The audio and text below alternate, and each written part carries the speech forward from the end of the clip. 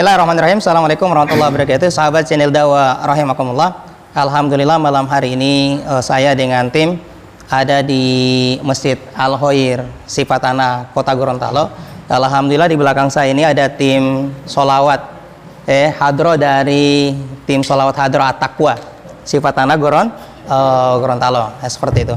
Alhamdulillah hari ini kami sudah membersamai kegiatan Isra dan Mi'raj yang diselenggarakan oleh teman-teman Takmir Masjid Al-Khair, yang juga sudah diawali dengan solawatan yang dari habis maghrib yang diisi oleh Majelis Solawat At-Taqwa, kemudian berlanjut dengan perayaan Isra Mi'raj secara nasional, itu ada ceramah seperti itu, kemudian setelah itu dilanjutkan dengan dakwah dengan doa yang sudah juga dikumandangkan oleh para asatid yang ada di sini sambil dipimpin dan dimeriahkan oleh Majelis Solawat At-Taqwa. Seperti itu.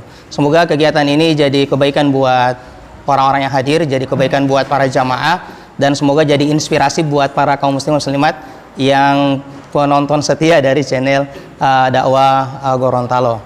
Seperti itu. Nah, di kesempatan ini juga tadi kami turut serta membagikan Al-Quran, badan wakaf Al-Quran, ya, karena itu adalah bagian daripada silaturahim pada malam hari ini. Sudah diperkenalkan tentang BWA. Seperti itu, kegiatannya semacam apa, dan juga mengajak para jamaah kiranya ada yang bisa berdonasi dan bisa jadi muwakif untuk kegiatan badan wakaf Al-Quran. Dan insya Allah Al-Quran yang sudah diterima oleh TPQ Al-Khair dan TPQ At-Taqwa insya Allah akan dimanfaatkan sehingga bacaan-bacaan Al-Quran dari orang yang membacanya itu akan mengalir terus kepada para muwakif sekalian. Sekali lagi bersama kami ini tim hadroh dari Majelis Solawat At-Taqwa. Kami informasikan bahwa Majelis Solawat ini sudah sekitar 1 tahun berdiri, dirintis, dan ini anak-anak muda semua yang mengisi ini, dan rata-rata masih bujang dan lain sebagainya. Perlu kami sampaikan mereka sangat antusias jikalau kemudian kaum muslim dan muslimat, khususnya warga Gorontalo yang punya hajatan, yang punya kegiatan keagamaan yang ingin diisi dengan konten-konten hiburan islami, apalagi hiburan solawat dan hadroh, maka insya Allah tim solawat At-Taqwa itu siap untuk datang untuk mengisi kegiatan yang diinginkan. Dan insya Allah perkara, mungkin ada perkara pembiayaan, perkara apa, itu tidak perlu menjadi perkara yang harus diperhatikan, karena mereka ini datang dengan penuh kesadaran untuk menyebarkan hiburan dalam syariat Islam, sehingga tinggal difasilitasi semampu oleh jamaah sekalian. Insya Allah kami dari channel dakwah Gorontalo siap menghubungkan para kaum muslim muslimat rahimakumullah dengan tim dari Majelis Solawat At-Taqwa. Seperti itu.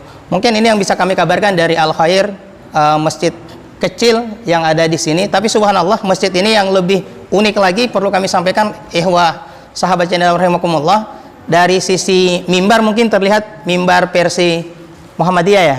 Seperti itu. Tetapi di sini kegiatannya melebur. Seperti itu, kegiatan melebur itu mulai dari solawatan, kemudian doa yang lebih identik dengan Nahdlatul Ulama itu ada di masjid ini. Terkadang imamnya pun suka ada ganti-ganti dan tidak difokuskan pada satu aliran ataupun satu dan sebagainya. Intinya tempat ini akan dijadikan sebagai tempat ibadah, tempat untuk menimba ilmu agama, untuk pokoknya menyelenggarakan kegiatan keagamaan. Di sini kemudian terjadi campur baur. Itu subhanallah. Semoga ini bisa menjadi contoh buat kita sekalian bahwa perbedaan dalam Islam itu mestinya bukan menjadi perpecahan buat kita sekalian, tapi menambah semangat kita di dalam beribadah kepada Allah Subhanahu wa taala. Dari Al-Khair kami mengabarkan semoga ini jadi kebaikan dan inspirasi buat kita sekalian. Hadanallahu ajmain fastabiqul khairat. Billahi hidayah taufik. Assalamualaikum warahmatullahi wabarakatuh. Alhamdulillah wassalatu wassalamu ala rasulillah wa ala alihi wa sahbihi wa mawalah. Qala Allah ta'ala fi kitabihil karim, a'udzu billahi minasyaitonir rajim. Bismillahirrahmanirrahim. Laqad ra'ahu fi nazlatin ukhra inda sidratil muntaha indaha jannatil ma'wa. Wa qala Rasulullah sallallahu alaihi wasallam, badirul a'mali qita'an ka qita'il laili muslimin yusbihu ar-rajulu mu'minan wa yumsi kafiran aw yumsi mu'minan wa yusbihu kafiran bayaji'u dinahu bi aradin minad dunya. Shadaqallahul azim. Allahumma arhamna bil Qur'anil karim. Bapak Ibu kaum muslimin wal muslimat Bapak Haji, Ibu Haji, para pegawai syara, para asyatid hadir bersama-sama kita, Ustadz Jupri, para imam, ini banyak imam di sini, Imam Masjid Al-Misbah ada, Imam Masjid At-Taqwa, Imam Besar Al-Khair, tadi di Pak Amin, ya, subhanallah. Syukur kita untuk Allah, Bapak Ibu, salawat dan salam selalu untuk Rasulullah Sallallahu Alaihi Wasallam, seperti itu. Nah, Bapak Ibu jamaah rahimakumullah, alhamdulillah kita masih kumpul-kumpul ulang. Ya, Pak Iwan ya, alhamdulillah masih bisa muambua, dan ini bagus karena mendekati bulan Ramadan. Bulan di langit sedikit lagi somo bulan purnama.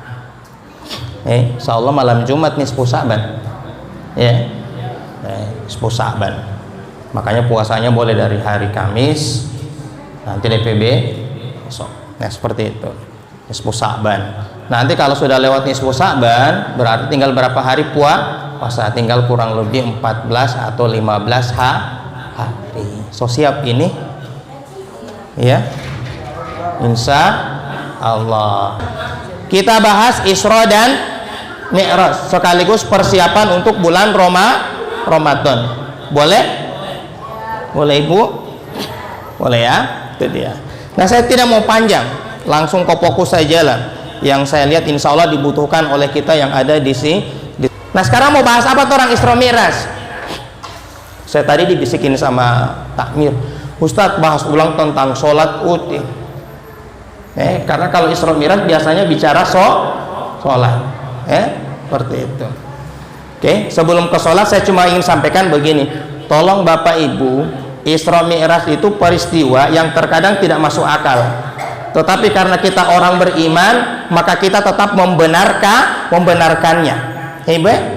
Coba, ti Nabi itu berangkat Isra itu artinya apa? Berjalan di tengah malam. Dari habis maghrib berangkat kemana? Kemana dia di? Ke Al-Quds yang ada di Palestina. Itu DP jarak Al-Quds dengan Palestina kurang lebih jarak antara Jakarta dengan Surabaya. Di Nabi berangkat akan cuman kurang lebih tidak sampai 1 jam. Cuma habis maghrib, Isya so ada di Al-Quds. Kong waktu itu kendaraan yang paling laju, kendaraan paling laju cuma apa? Cuma kuda. Kalaupun ada onta. Yang biasanya kalau berhari-hari itu biasanya 1 minggu ke sana, 1 minggu balik. Seperti itu. Jadi tidak masuk akal. Kong kiapa orang percaya? Kong sampai tiap tahun orang merayakan, ya kan? Ini Isra Mi'raj kan di sini ini istiqomah Pak Amin. Tiap tahun adakan. Awal-awal saya yang barintis di penceramah. Saya bilang cari dulu penceramah lain, so cari-cari karlai, akhirnya tetap pulang karik pas saya. Bagi saya tidak jadi masalah. Nah, seperti itu. Jadi ini percaya kadang-kadang tidak masuk akal, tapi tetap percaya Ibu. Percaya? Belum lihat DP Mi'raj. Mi'raj itu artinya apa? Allah Rasul dinaikkan. A'roja dinaikkan. Dinaikkan. Bayangkan habis Isya berangkat lewat 7 lapis bumi ketemu dengan Allah pagi-pagi pada saat sholat subuh ada di dunia. Masuk akal tidak? Nah, ini tidak masuk akal tapi harus yakin. Walaupun sekarang mulai terbukti Bu secara teknologi. Cuma teknologi bisa Bu. Sudah mulai ada alat atau pesawat yang bisa pulang balik. Kalau Nabi kan naiknya pakai apa? Pakai burak. Pakai burak. Burak itu deh, kalau dia lagi di langit begini, dia dapat lihat sana Gunung Tilong Kabilang. Pokoknya apa yang dia dapat lihat so di situ poli dia. Saking DP laju itu burak. Dia dapat lihat ujung Monas, menara yang ada di Jakarta. Monas dia dapat lihat so di situ poli dia. Itu DP kecepatan lo burak.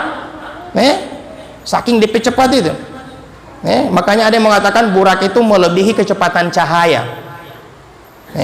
Makanya wajar kalau Nabi kemudian pergi, pulangnya pagi sudah di dunia. Nah, kita kenapa membenarkannya, mengimaninya, bahkan tiap tahun kita merayakan dan mencari hikmah di balik itu? Satu, karena cerita itu ada di Al-Quran. Al-Quran tidak mungkin berakal. Al-Quran tidak mungkin berakal, diceritakan di Al-Quran. Yang kedua, yang melaksanakannya, yang menjalani kejadian tersebut adalah Nabi Muhammad. Nabi Muhammad tidak mungkin berakal, ya, tidak mungkin berakal Nabi. Makanya kita sebagai pengikut Muhammad, orang yang meyakini Allah yang telah mengkalamkan Al-Quran, kita pun yakin, percaya dengan apa yang diceritakan dalam Al-Quran. Saya mau bahas perkara sholat dulu, nanti semua dapat lupa. Salah satu oleh-olehnya Nabi ketika Isra dan Mi'raj itu apa? Perkara sholat. Gitu. Ini belum aku, Bu. Kalau bicara sholat, ya kan? Orang harus senang. Saya kalau ceramah, Ibu, kalau bicara sholat, semulai begini orang. Tipe Ustadz semua dapat sindir poli anak ini. Tipe Ustadz semua dapat poli. Seperti itu. Nah, saya tidak mau panjang lebar, Bapak Ibu. Semua sudah mafhum, tiap tahun kita merayakan. Perintah sholat yang diterima oleh Nabi berapa? 50 waktu jamaah. Ibu, kalau 50 waktu ini jadi, gagas sekali ini hidup. Gagas sekali ini hidup. Kenapa? Tidak perlu kerja. Tidak perlu pergi sawah. Tipe Iwan tidak perlu mencari itu tarik-tarik foto apa semua. Yang orang kerja apa? Mau sambayang. 50 waktu. Ya. Baru selesai sadiki, dia semua ajan poli. Allahu Akbar, Allahu Akbar, semua sambayang poli. Bayangkan 24 jam bagi 50. Hanya kurang lebih 20 menit semua sambayang. Gagal. Ibu-ibu tidak perlu sibuk memasa. Yang orang mau kerja mau sambayang. Tapi ternyata dalam riwayat, ternyata yang 50 itu menurut Nabi Musa berat. Ketika Rasulullah SAW turun ke langit dunia yang ke-6, ketemu Nabi Musa.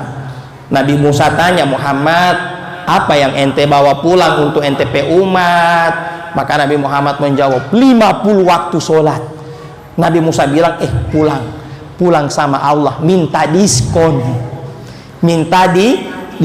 Kenapa minta diskon? Karena ternyata yang 50 itu berat. Berat. Seperti itu. Berat yang 50 deh. Riki yang 5 napa susah sekali, apalagi 50. Ya kan? Akhirnya apa? Pulang balik. Oke lah, saya tidak bahas riwayat yang terlalu dalam. Pulang balik yang 50 itu akhirnya korting, diskon. Dapat tinggal berapa, Ibu?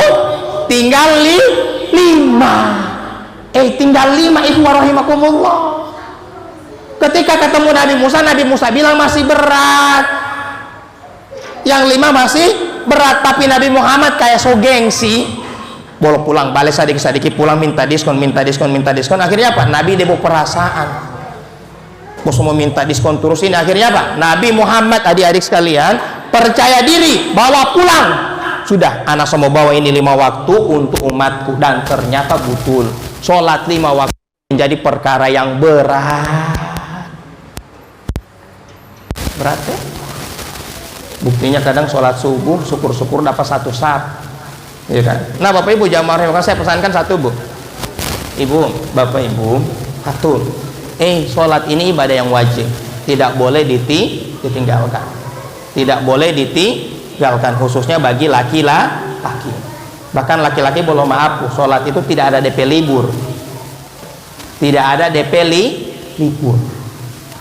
Jawal perelu buti mutabiah, Pak. Tidak ada DP libur deh. Makanya dalam konsep Islam, kalau tidak bisa berdiri boleh dengan apa? Duduk ya. Kalau tidak boleh duduk boleh dengan baguling ya. Ibu ya, guling. Riki so baguling pun masih sadar, istilahnya belum koma, ingatan kita masih sadar, tetap harus sambayang. Sholat pakai isyarat, pakai kedipan mata, Allahu Akbar, Sami Allahu liman hamidah. Gitu Bapak Ibu. Kalau perempuan ada enak, ada DP libur ya, Ibu ya. Tapi jangan Allah libur tambah-tambah. So DP waktu mandi karena lagi landi ngaluh sudah dulu tambah 2 hari. Jangan. Allah maha tahu Bapak Ibu, dia tahu orang sampai kelakuan ya, seperti itu. Itu sholat ibadah yang tidak ada libur buat laki-laki. Disitulah sholat menjadi perkara yang berat, menjadi perkara yang berat. Itu sholat. Coba puasa, puasa Bapak Ibu, mana yang lebih berat, puasa atau sholat? Mana yang lebih berat, puasa atau sholat? Puasa dari habis pas azan subuh sombat tahan, tidak makan tidak minum, tidak makan tidak minum. Belum itu lagi tidak boleh yang lain-lain, suami istri tidak boleh, tidak boleh. Puasa lebih berat. Tapi kenapa orang puasa dia bisa, tapi Riki sholat subuh 2 rakaat dia tidak bisa? Kenapa? Sahur semangat, sahur pertama kan pakai ayam, semangat pas sahur, giliran sama sholat jadi tidak bisa. Kenapa? Kalau mau dipikir Bapak Ibu, puasa itu lebih berat daripada sholat. Tapi kenapa orang bisa puasa tapi tidak bisa sholat? Toh? Kira-kira kenapa? Kenapa? Tadi karena sholat ibadah yang tidak ada libur, ada peri, tidak ada libur itu sholat, ya kan? Andai kan sholat itu seperti puasa, kayaknya banyak orang mau. Pokoknya kewajiban sholat hanya di bulan Januari, Februari, Maret, April tidak ada sholat, orang bisa, orang bisa. Tapi sholat tiap hari, makanya tidak boleh mau tutup masjid. Subhanallah. Yang kedua, ikhwani jamaah rahimakumullah, yang berat itu juga sholat ibadah yang sifatnya disebut dalam Al-Quran kitabam mauquta, ibadah yang telah Allah tetapkan waktu-waktunya, tidak boleh sembarang waktu. Andaikan sholat itu sembarang waktu Bapak Ibu gagah. Allahu Akbar, Allahu Akbar, sewaktu azan bawa bentor pas dapat penumpang, ya kan? Akhirnya apa? Bom kas turun dulu penumpang, ibu so azan, ibu turun di sini Joa, boleh begitu? Ibu turun di sini Jo, ibu so azan, iya toh? Baru mau bayar, yo ibu bayar Jo 3.000 tidak apa-apa, tidak sampai tujuan, tidak bisa, ya toh? Pasti orang apa? Antar dulu ti ibu Akhirnya apa? Kesibukan dunia dan lain sebagainya ini ketika waktu sholat masuk, biasanya apa? Bikin orang menunda sholat. Kalau sholat sudah mulai ditunda, hati-hati, biasanya apa? Akan ditinggalkan. Ya toh? Akan ditinggalkan. Dapat tahu saja timbal golu urusan nih. Ya toh? Akhirnya lihat jam, alah so jam 2, anak belum sholat lohor. Tidak apa-apa. Sedikit. Akhirnya lewat. Itu kan jadi masalah toh? Seperti itu, ikhwan rahimakumullah. Ini 2 alasan kalau ingin saya sampaikan, ikhwan rahimakumullah. Satu, sholat itu adalah ibadah yang tidak ada liburnya. Yang kedua, DP waktu Allah sudah atur. Padahal sebenarnya ibu-ibu sekalian, andaikan kita ikut waktu-waktu sholat itu, gagah sekali hidup Bapak Ibu. Andaikan waktu sholat itu kita mengikutinya. Coba, siapa yang bangun jam-jam 6? Satu, jujur kode, kalau so bangun jam 6 so tidak enak mau bangun kari toh, mau malanding ngalo, so barat badan. Karena secara teori bangun yang paling gagah itu sebelum sholat subuh, jam-jam 3. Itu waktu yang paling gagah. Apalagi pas bangun langsung mandi, gagah sekali itu dia kan. Cuman auzubillah, orang terperangkap dengan kesibukan dunia, akhirnya apa? Waktu-waktu sholat suka orang undur atau orang lalaikan. Maka pesan saya Bapak Ibu begini saja, insya Allah semua istiqomah. Adik-adik kasih rame masjid kalau waktu sholat main ke masjid. Ini subhanallah. Seperti itu. Nah Bapak Ibu jamaah rahimakumullah, makanya bagaimana supaya sholat itu tidak jadi berat, tidak jadi berat ibu sholat berarti Bu. Satu, sholatlah di awal waktu. Kalau dia sopangge, hentikan kesibukan, pergi. Allahu Akbar, Allahu Akbar. Di sini azan ada diatur DP volume? Tidak. Bagi coba. Riki hewati ala ada jambong. Apalagi bu pio-pio. Subhanallah. Allahu Akbar, Allahu Akbar. Tidak mau bangun orang. Kalau yang palan-palan itu talqin. La ilaha illallah. Dia mamat Allahu. Nah Bapak Ibu jamaah Allah, satu, usahakan sholat di awal waktu. Kalau perlu waktu sholat itu orang jaga 10 menit 15 menit semua sholat, semulai kurangi kesibukan. Kalau sementara bagoreng 10 menit kasih mati jo dulu, iya kan, saya mati jo dulu supaya mau dapat ingat gagah ibu. Dan sholat itu kalau disiapkan gagah. Yang kedua supaya semangat Bapak Ibu sholatnya berjamaah. Kalau sholat sendiri biasanya mau jadi malas. Kalaupun ada sambayang mau asal sekedarnya. Allahu Akbar, sami Allah liman hamidah. Yang penting so sambayang. Assalamualaikum, assalamualaikum, sudah buka cipu, gantong, iya kan, sudah. Apalagi kalau panas-panas so ambil kipas, pakai beda, pakai daster. Coba kalau di masjid masih mau bazikir, iya toh?